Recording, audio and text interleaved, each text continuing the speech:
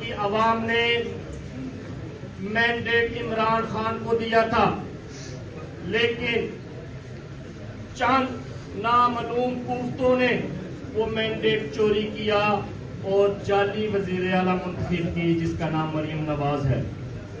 جعلی وزیر اعظم منتخب کیا جس کا نام شہباز شریف ہے۔ میں ان دونوں کو اپنا وزیر اعظم اور وزیر اعلیٰ قبول کرنے سے انکار کرتا ہوں۔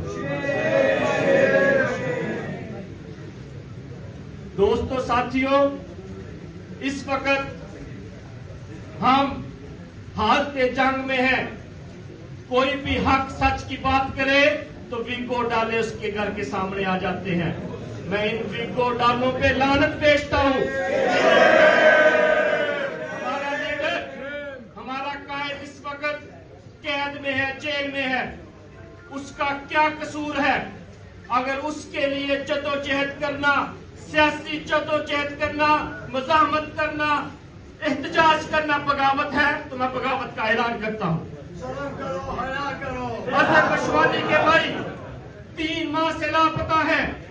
حیدر مجید، حسان نیازی جیسے ایڈوکیٹس ملٹری کسٹڈی میں ہیں۔ ان کا قصور بتایا جائے، ان کا گناہ بتایا جائے۔